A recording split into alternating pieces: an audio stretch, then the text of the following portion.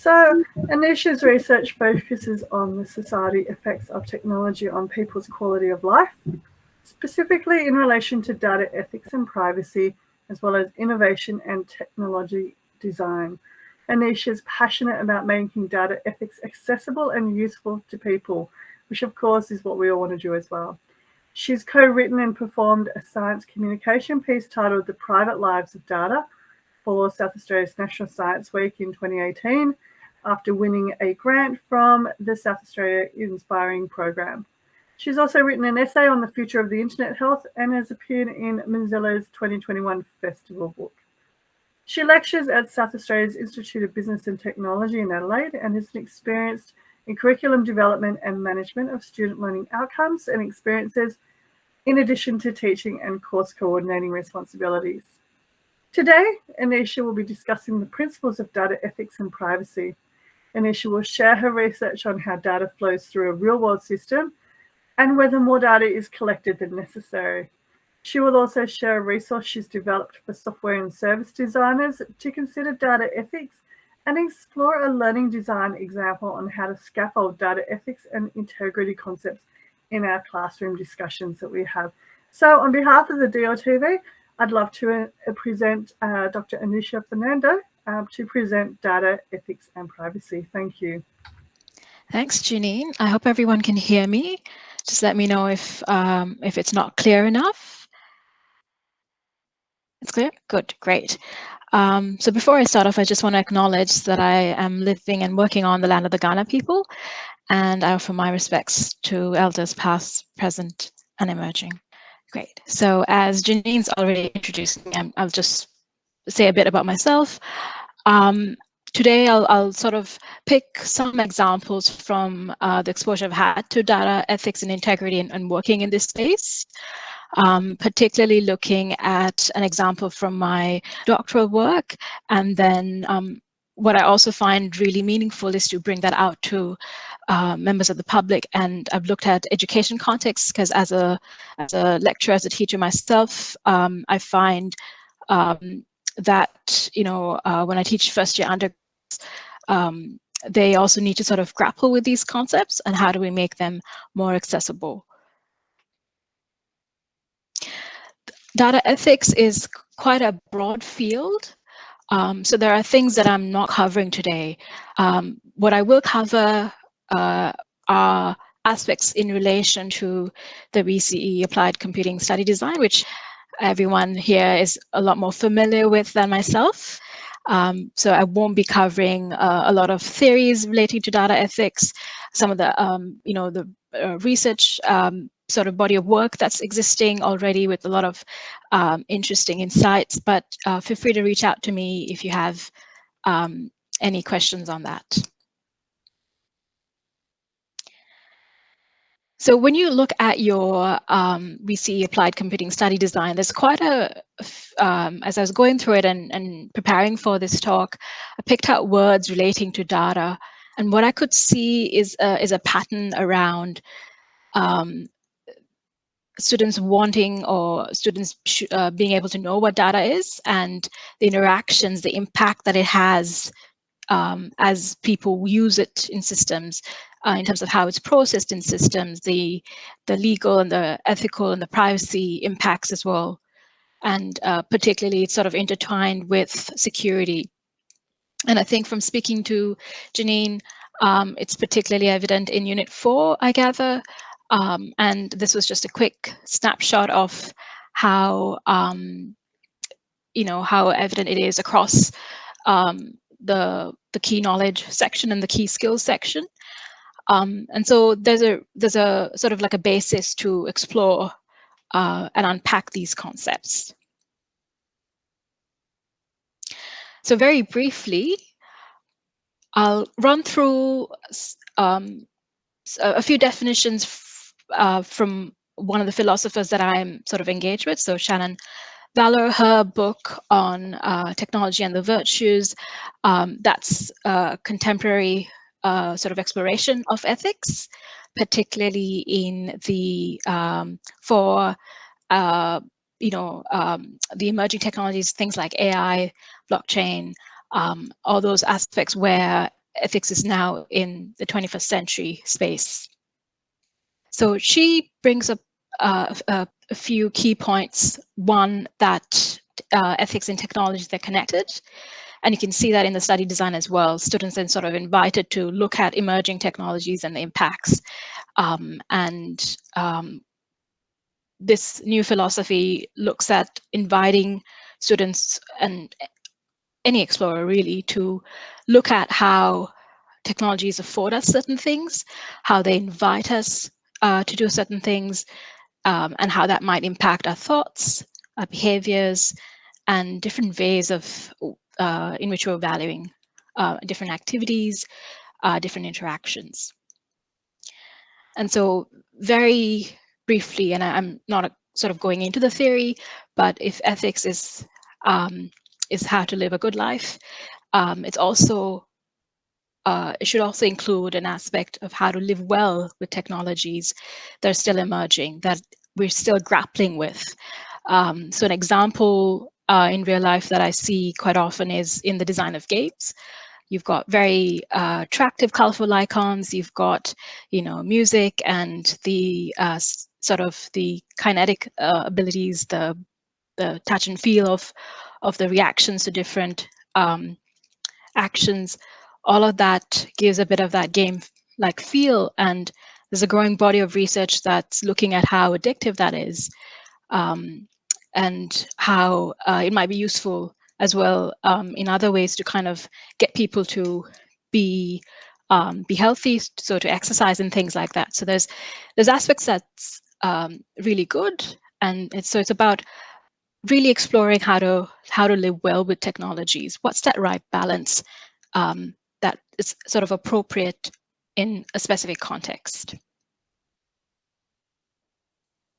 Now, this is from my research, and I've looked at where data flows through a search engine. So I wanted to give an example going back into how an example of how data flows through a system, how it impacts people, processes, the different stakeholders involved. And so in my doctoral research, I looked at how data flows through a search engine.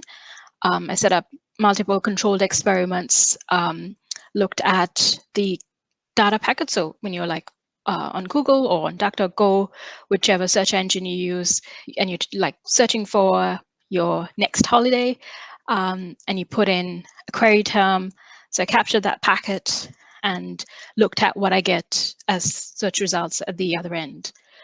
And so I sort of visualized all of the different layers, the different technology interfaces, the different, the hardware, the software, the browser, the privacy enhancing technologies that sit on top of it, the ISPs, and all the different other agencies or agents that interact with the data packet as it goes away, it gets processed and gives you a search result as an outcome.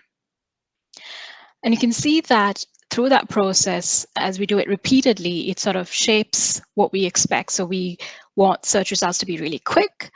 If anyone's waiting for a search result and it's taking time, then you sort of like, oh, my internet's slow, or you might try some other search, you might change it. So it sort of shapes our expectations of how technology should behave as well. And what I found out was when I changed the different parameters, took away some of the privacy identifying parameters, you could still get comparable search results.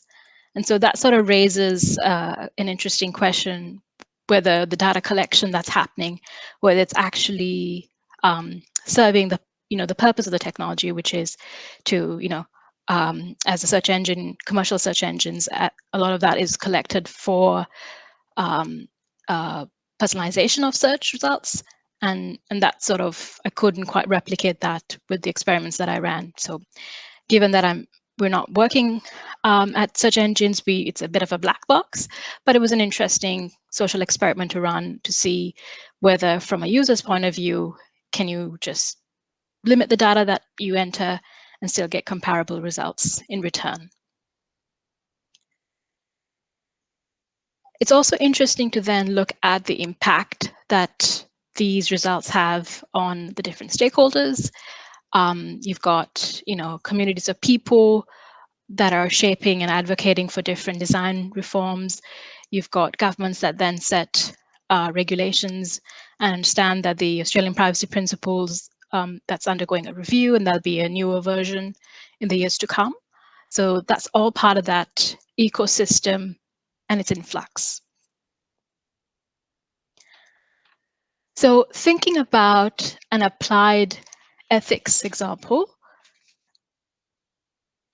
this is one from value-sensitive design. So it's a philosophy where we want to embed ethics practically.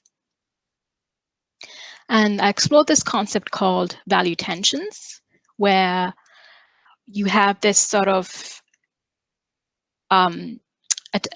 sort of like a tension between two different aspects. So if you look at social values and market values, and if you look at education, there's a researcher, Dan Ariely, who looked at, as a behavioral economist, who looked at the disconnect that social and market values have. And what he found out was when you take a social or socially based value or socially based norm, such as learning, which sort of involves a bit of failure. You're not always going to have students get the answer right away.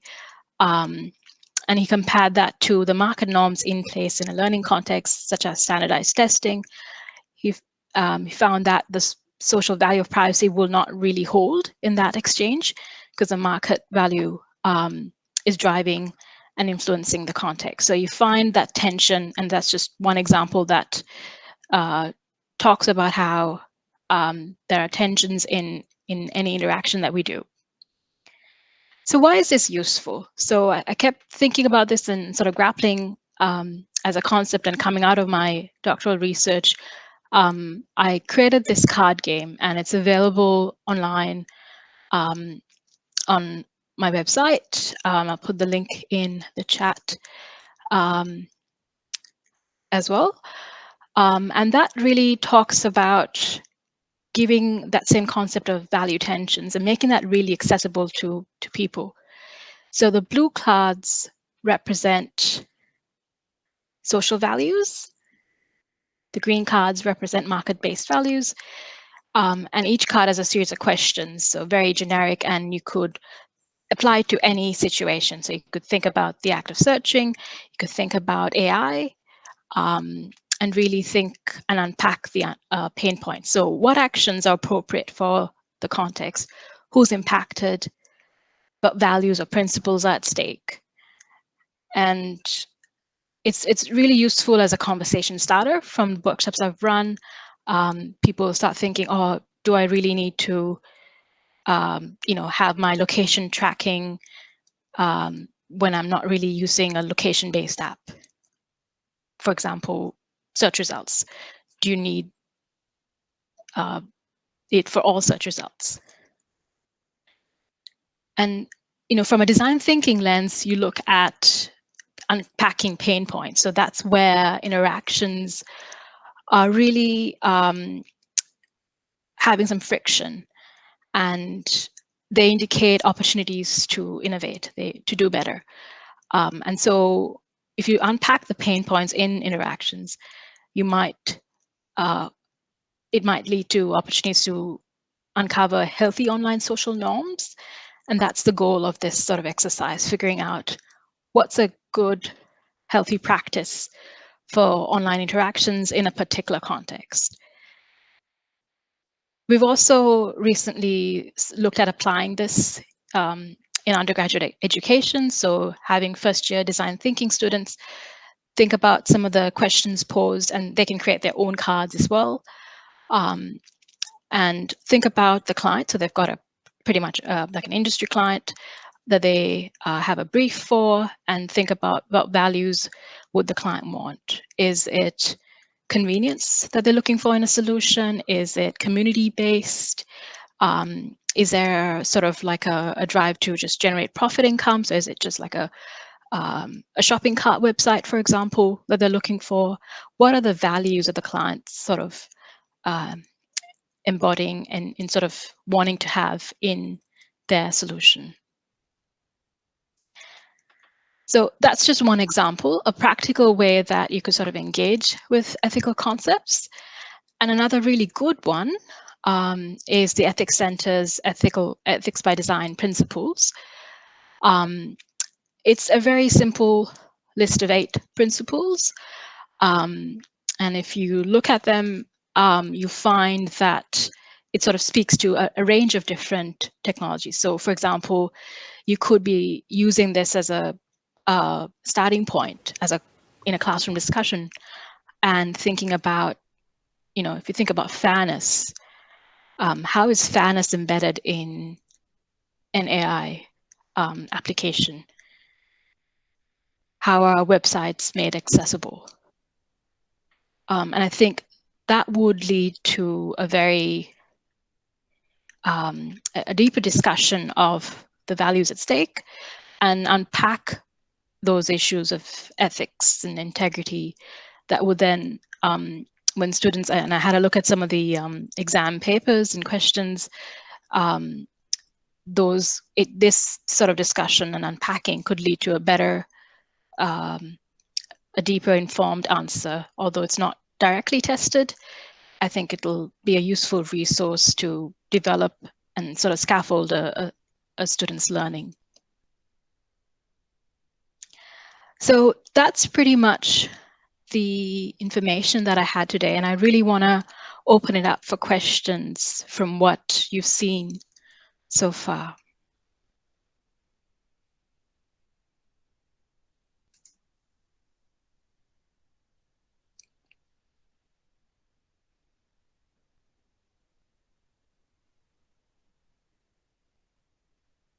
Okay, I had a question to start off, Anisha. So, sure. Search engine ethics. So, as you mentioned, I think it was really valuable around the insights that you have around how do we actually need personalization in our search engines, and what kind of information are we sharing with the search engines when we type in information, knowing that, for example, the classic ones such as Google rely on a lot of personalization. And I'd be really interesting to unpack it a little bit more. Are there any search engines that are part, I think you mentioned is it DuckDuckGo? DuckDuckGo, yeah. DuckDuckGo. How do search engines rate according to the ethics of the data that they're collecting in terms of our work as VCE teachers?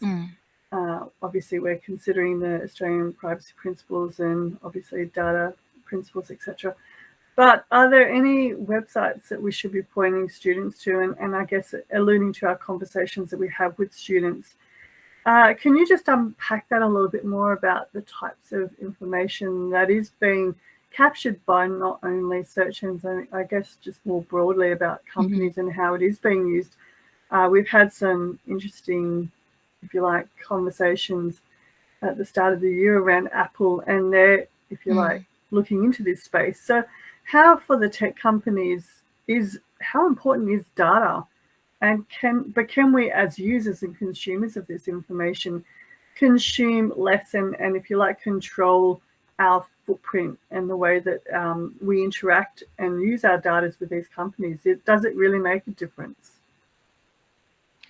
Yeah, it's a really interesting question to unpack. I think there's about 3, and I think when I experimented with it, so there's DuckDuckGo, there's Start Page, there's IsQuick, I think that's IX Quick, and they pretty much have the same sort of philosophy behind it. They source, they don't put a lot of infrastructure into actually sorting and analyzing and ranking the search results, but they take your search query, they strip all the personally identifiable information, and then pass it on to an aggregate of the commercial engine. So they source it from Google, Yahoo, Bing, a lot of the other search engines, but primarily Google. And then they give you a range of results. Now, I've had people say that, oh, DuckDuckGo doesn't really, give me what I'm looking for. And sometimes it's just about changing the user habit as well. So if you're looking for like restaurants in Melbourne, then you probably, if you're typing in restaurants, it might give you globally, like a global search result. So adding in Melbourne, the location explicitly would give you a comparable search result. So I think there's a bit of that change as well that people need to adopt. But in terms of the data collection, I think that's really quite excessive, and I think it's commonplace. It's sort of like an accepted practice that, and there's a lot of work in this area. Most notably, like Shoshana Zuboff, she talked about something called the concept of surveillance capitalism. And it's sort of like an evolving space where, if you've heard of like, data being called the new oil, and if it's, if it's not free, then you're the product being sold. There's that collection, that aggregation of data. An individual, you might think, it's just a search query. How much, how harmful can it be? But the value is in aggregating all of that data and understanding the pain points. So the more you sort of share data that may not be privacy sensitive to you, it may be privacy sensitive, and there's a range. So there's a spectrum, really. The more complete their data pool would be of yourself. And that might be used in to sort of inform other applications. So for example, a really good one is the loyalty cards that you see. So the flybys and the rewards, everyday rewards. The amount of so you do get, I suppose, is it 1,000 points you get $10, $20? I think if you do a sort of a comparative experiment, and maybe this it could be a nice challenge for the students.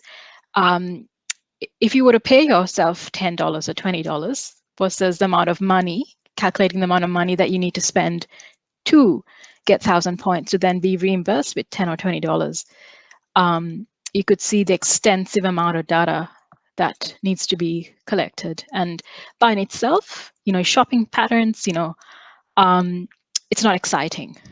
But the real value that sort of runs a lot of the analytical companies is in the aggregation of that data and identifying, are people more likely to buy, bread, milk, and eggs together? And there were some interesting studies that found that on a Friday night, there was a correlation between beer and nappies. And so interesting sort of, findings from data sets, and that sort of influences the ads that you might see linked to your, everyday rewards or flybys or your loyalty card account. So in itself, I suppose you might think it's just sharing data, and data sharing is good. There are really valuable applications of it, particularly, I suppose, in the health space, for like medical research. But then it sort of goes to that point about what's the net benefit for the average person, or is it just driving commercial outcomes and then not really lifting societal outcomes?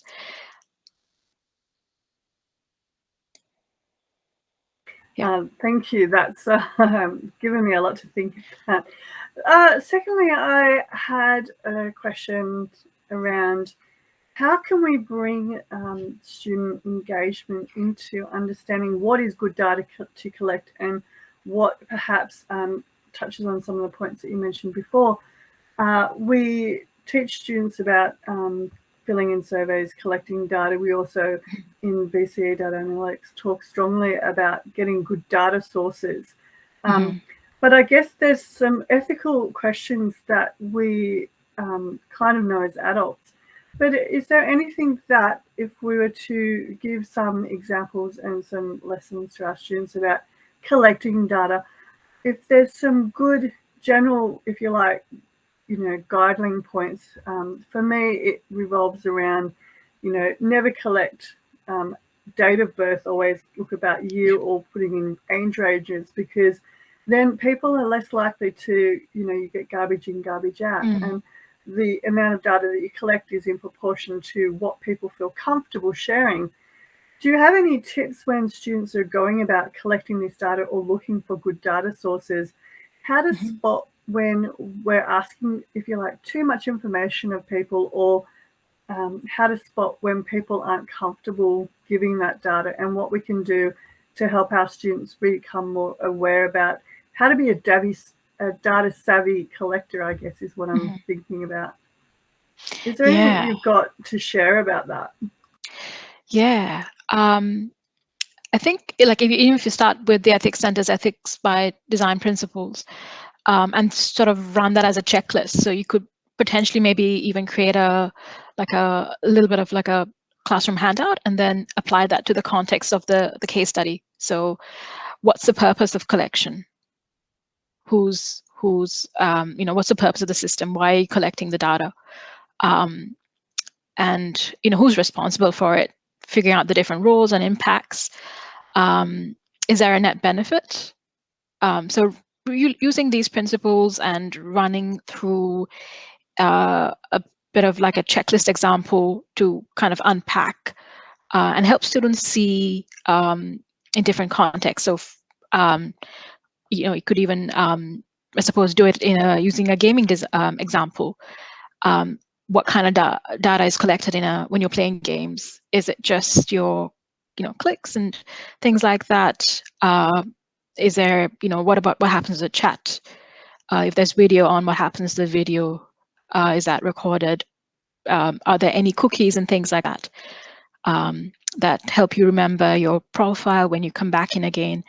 So I suppose starting off with the principles, but then really making it applicable in terms of a context that students can relate to. And I suppose, if you sort of attach that into a case study, and there's a whole body of work. So Mozilla had a really wonderful opportunity in 2019, pre-COVID, to go and sort of witness a lot of the work that they do. They're a non-for-profit, and they do a lot of work in raising web literacy awareness, and they're doing a lot of work around trustworthy AI. And I think, pick up some of the links that they have around the web literacy resources. I think would be really useful in sort of they've sort of designed a few activities as well, so that could maybe directly be applied in classroom settings as a precursor to think about, where when we're sort of using systems, there's always data flowing, and that data is perhaps your data, but as COVID has sort of told us, like, we're all interconnected and interrelated, and our data online is pretty much the same. So who's associated with our data? And in a sense, it becomes then our data, and who owns that? Who is harmed by that? What are the risks? What are the benefits? And really creating those spaces for discussion. And of course, the other part to that is, how do we actually have more control over what we can share, and giving permission, as opposed to that tacit agreement that we sign away our data by just accepting the T's and C's. I think companies have used that far too long as a way of just getting whatever information they want without understanding the consequences of what people are willing to share. And I think that there's a real conversation, as you mentioned earlier, about data equals oil. I think, data equals money in my view, and it's really very similar to what you think in terms of we share a lot of information, but we need to start owning it. We need to start thinking about how valuable that is and what we can get out of it, as opposed to, as you mentioned before, about flybys. I use a very similar approach in my classrooms, because data is value, and the more data that companies have about you, the hopefully they can use it in positive ways However, it doesn't always work to the benefit of people. And as you mentioned quite rightly, currently it seems to be that companies are very much about what they can do to target you as a revenue model and a profit model. It raises the interesting question of the dynamics of the 6 waves of innovation that we're about to embark on. And there's this principle of this fairness, trust, equity, the social good, and the value of that. So it will be interesting to see how that perhaps could play out in the data space. I guess I've got 2 other questions. We haven't had any. Of course, feel free to put them in chat. You mentioned and talked about how the privacy principles are being updated. Do you have any idea of, just because obviously in data analytics we are looking at the privacy principles, do you have any idea of not necessarily how far they lag, but where there's opportunities to actually really make sure that they're more practically valuable to what companies need right now? Is there anything that you've got in terms of the privacy principles that we can share to think about in our practice for next year? Yeah. I suppose to make it relatable, I think, if it's, for example, the data collection scenario,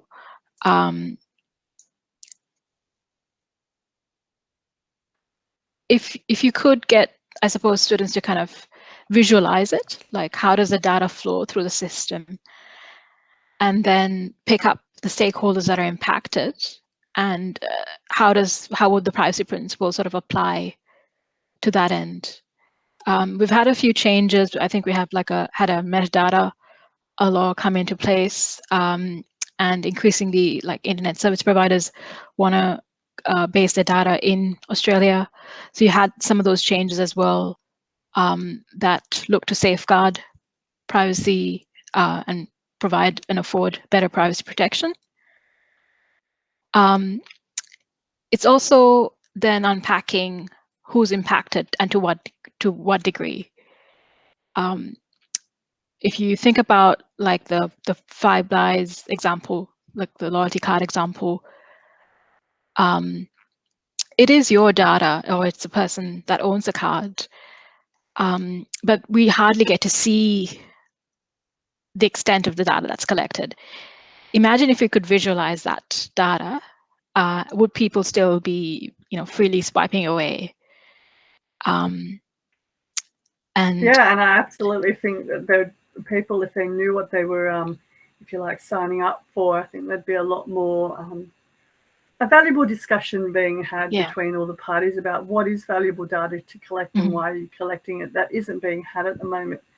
And as I said, I mentioned before about Apple taking the lead in this space, and I think it's a particularly smart move, because you want to basically have the privacy and laws catch up to what you're already doing, which I think is interesting.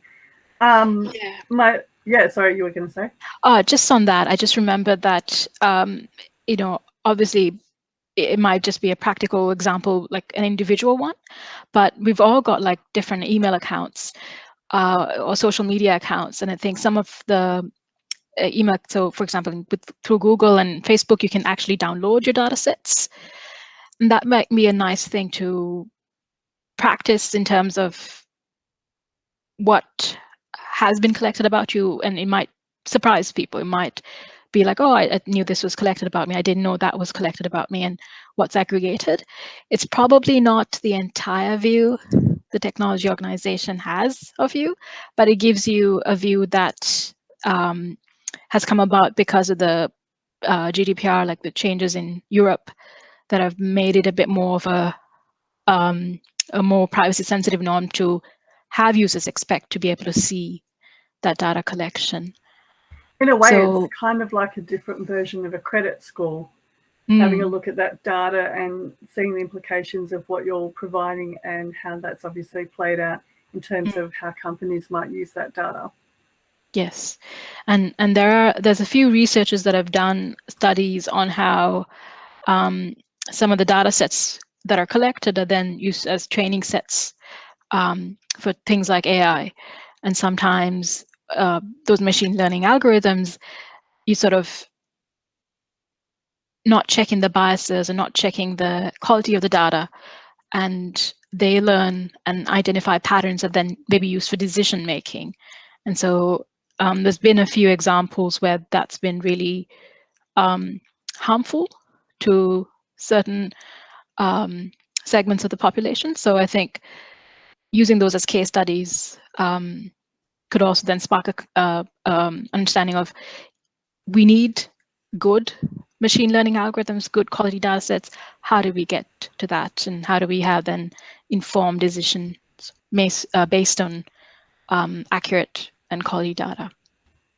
And I've got a final question. I'm just conscious of the time, and it's actually a really good segue into what we've just been discussing. So I was thinking about Facebook and the court case and what's happening at the moment with the discussion around the Facebook algorithms, the groups and things such as hate speech. And it made me consider about the impacts of AI and machine learning and how they could impact both data privacy collection and data ethics. And I'm just wondering if you've got anything further that you might want to add around how the machine language and AI could impact in these areas. Yeah, there's been a few studies. I think Facebook's done that infamous study on emotions. So they sort of had, I suppose, and this is really interesting in terms of like privacy principles and application of the different aspects of it. So they didn't really apply for ethics approval if if it was in a university environment. They definitely would not have got that level of ethics approval, because they ran an experiment changing people's news feeds based on different categories of that they had categorized people into. And some people had really exciting news, others had news that weren't so good and distressing and so on. And to run that on actual people, in just as a almost like an when we always click the next software to upgrade and click upgrade, there's no impact on us, whereas this was a live experiment, and that was sort of reported, and quite a few people said that's not a really good practice. So I think in terms of Facebook and Google and all of the the big tech organizations, they're having lots of data about people, and they have the capability then to train machine learning algorithms to identify patterns, and some of that is useful, but it's also, I think, if we sort of educate the next generation of thinkers, and they may not be thinking and working in IT, but they'll be using some aspect of technology in their future professions. I think having people then raise and ask questions is important, because it sort of will be influencing the way they might make decisions and sort of carry and sort of perform their tasks as well. So yeah, there's a whole body of research.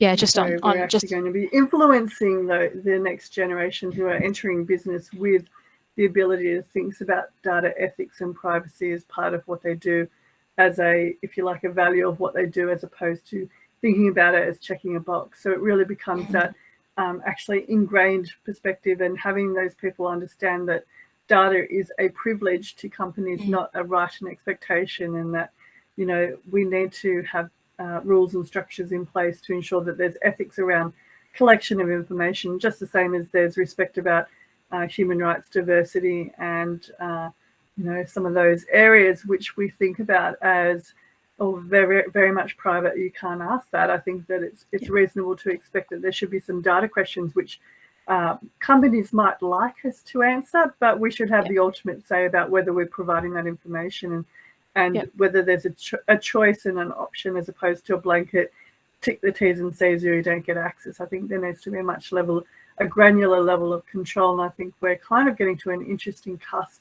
in the next few years around data collection and data privacy and ethics. So I am conscious of the time, and I am conscious that I have not been able to see any questions in the chat.